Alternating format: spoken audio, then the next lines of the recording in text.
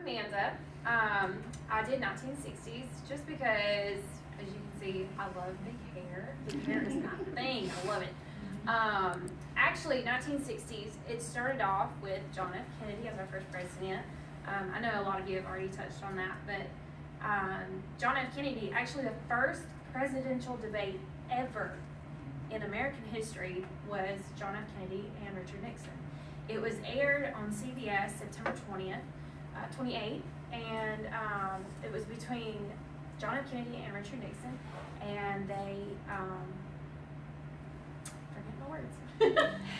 It started off really well for Nixon. Nixon was very strong. He'd already been in the White House for 3 years, or for 8 years at that time, as a second man. So he knew a lot of strategies, knew how to work it.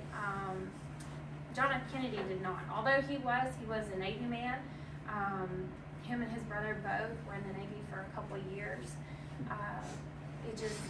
At the end of the presidential debate, it had turned out where Richard Nixon had actually suffered a lot of injuries.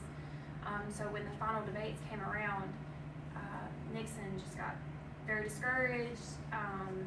They had one interview and he had become just very sweaty.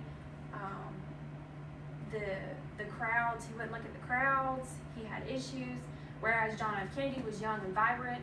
He was very urged America, and so he just won the debate altogether. A lot of people looked up to him as a good leader. He was elected president November 8th, and thanks to his beautiful wife, a lot of people said that she was a very beautiful, beautiful lady. She was very modest.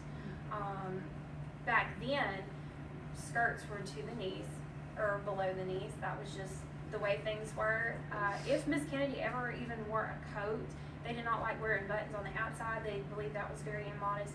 Things were very high. Her collars were very big.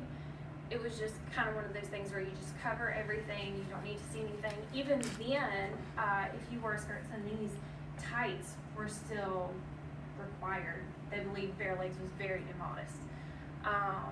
But sadly, in 1963, John F. Kennedy was assassinated, and that kind of took Jackie Kennedy out of the limelight. Then stepped in Bridget Bardot, and she became America's new idol for women. She actually was the extreme opposite of Miss Kennedy. She wore the mini skirts and high-legged boots. Actually, as her wedding dress, she wore a pignum checkered pink dress with heels. And so that was a shocker for the 1960s.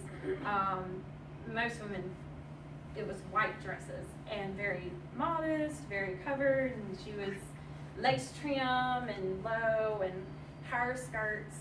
So it was a huge shock to the 1960s.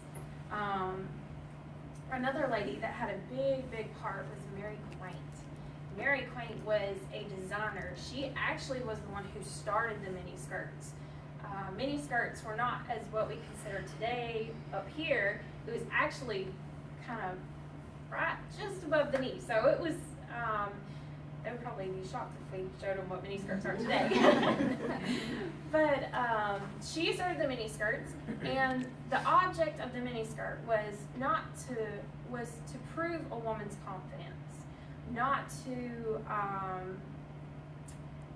say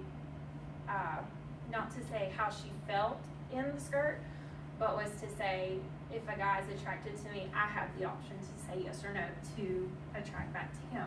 So it was kind of a power to women, as you would say.